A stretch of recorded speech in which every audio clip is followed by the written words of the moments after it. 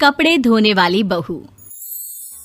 शादी के पहले से ही विभा को कपड़े धोने का बड़ा शौक था। कभी नल के नीचे तो कभी तालाब के पास। अरे मेरी नीली वाली लुंगी नहीं दिख रही है। विभा की अम्मा, कहाँ रखी है लुंगी? अरे वो तो विभा ने परसों ही धोकर रखी थी आपकी अलमारी में, देखो वहीं होगी। वो ना मैंने आज धो दी, मुझे लगा कि गंदी हो गई होगी। अरे कैसे गंदी हो गई थी? उसे तो मैंने पहना भी नहीं। हे भगवान, इस लड़की के कपड़े धोने की आदत से परेशान हो गया हूँ मैं। जितना तो घर में राशन नहीं आता, उससे कहीं ज्यादा डिटर्जेंट पाउडर का खर्चा है। इसकी शादी करवा दो, शादी जाए अपने घर में ही करे काम, फिर चाहे घर के कपड़े धोने हो या पूरे गांव के। हाँ ठीक बोल रही हो, देखता हूँ मैं कोई लड़का। वो दिन भी आ जाता है जब विभा को देखने लड़के वाले आ जाते हैं। लड़की मुझे अच्छी लगी।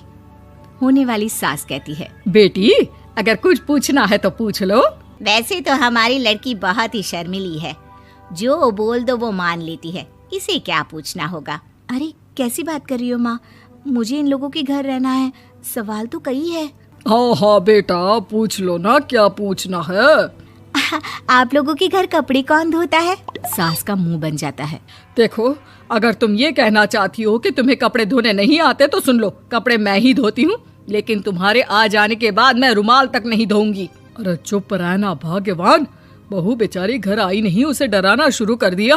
वो क्या है ना बिटिया, अभी तक तो ये कल्लू की माँ ही धोती थी, लेकिन अब तुम्हारे पापा तो दहेज में वॉशिंग मशीन देंगे ही। तभी विभा की माँ बोल पड़ती है, सवाल भी पूछा तो क्या। वैसे भाई साहब, मशीन की तो फिर भी कपड़े धोने की कैपेसिटी होती है, मतलब जो बिटिया दे रहे हैं ना विभा, इसे कपड़े धोने का बहुत शौक है। ये आप लोगों के क्या, आस पड़ोस गांव मोहल्ले सबके कपड़े धो दे और उफ तक ना करे। बाहर देखा नहीं आपने कितने कपड़े सूख रहे हैं, सब हमारी बिटिया ने ही तो धोए हैं। बस भी करो ना माँ, शर्म आ रही इतनी तारीफ सुनकर। और तो और एक दाग निकाल कर दिखाओ तो मान जाऊं। हाँ अच्छा अच्छा, माफ करना बेटा, मैंने गलत समझा। हमें तो रिश्ता बहुत पसंद है। और ऐसे जुड़ जाता है रिश्ता कपड़े धोने का शौक रखने वाली विभा का। उसकी शादी हो जाती है कोयला फैक्ट्री में काम करने वाले कल्लू के साथ। शादी के बाद अचानक विभा चिल्लाती हुई सास के पास आती है। सासू माँ, अरे सासू माँ कहाँ है आप? ये तो धोखा है, धोखा दिया आप लोगों ने मुझे। इसे ससुर के चक्कर के बारे में पता चल गया। अरे तो उसमें तुझे क्यों धोखा मिला है? अरे नल में पानी नहीं आता, कपड़े कैसे कब धुलेंगे? अच्छा अच्छा, तू पानी नहीं आ रहा उसकी बात कर रही है। तो आपने क्या सोचा? कुछ नहीं। अच्छा हाँ, तेरी माँ ने कहा था कि कपड़े धोने का शौक है तुझे, याद आया मुझे। शौक शौक बोलकर कपड़े धोने वाले मेरे जुनून को कम ना आके सासू माँ, कपड़ा धोना मेरा गुरूर है। तभी पति भी वहाँ आ जाता है। अभी अभी मैंने इसे सनी देओल की फिल्म दिखाई है, उसी के डायलॉग मार रही है माँ। अच्छा सुन, साफ साफ बता रही हूँ, पानी सुबह 4 से 6 और शाम को 10 से 12 आता है, समझी? विभा टाइमिंग सुनकर हैरान हो जाती है। ये क्या भूतों का मोहल्ला है? सुबह 4 बजे उठकर कौन कपड़े धोता है? 4 बजे टंकी में पानी जाता है, फिर सारा दिन धोना ना, किसने मना किया?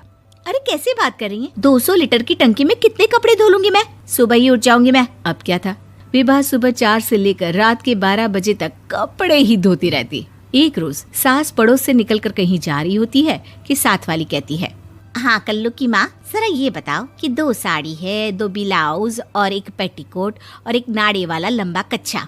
हाँ तो? अरे तो क्या, कितना लोगी धुलाई ये बताओ। धोबन दिख रहे हैं हम क्या?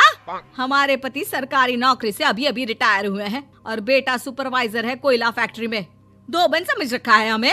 हाय रे कल्लू की अम्मा, माफ कर दो, वो तो मोहल्ले में यही सब बता रहे थे कि तुमने बहू को कपड़ा धुलवाने के काम में लगा दिया है। सास को पड़ोसन की बात सुनकर गुस्सा आ जाता है। वो घर पहुंचती है जहां घर के बाहर ही इतने सारे कपड़े सूख रहे होते हैं जितने कि किसी धोबन के घर पर। अरे ओ कल्लू की दुल्हन, बाहर निकल।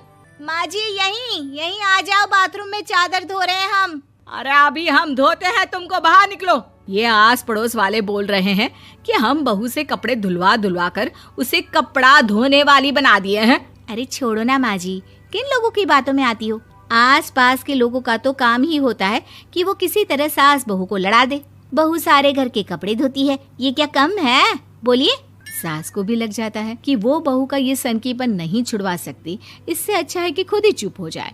एक रोज सास और बहू मंदिर जाते हैं, जहाँ सास की साड़ी वहाँ खड़ी भीख मांगने वाली से मिलती है। माँ जी क्या बात है, आपकी साड़ी उस भिखारन से कितनी मिल रही है ना? हाँ हाँ देखो तो, दोनों की साड़ी मिल रही है। क्या बात है कल्लू की अम्मा, तुम खुद को तो अफसर की बीवी बताती हो और ऐसी सिंपल सी प्लेन साड़ी पहनकर घूमती हो। सिंपल और प्लेन नहीं है ये साड़ी। तो क्या सोने के धागे से फूल बने हैं? कुछ भी सासू माँ, कुछ भी।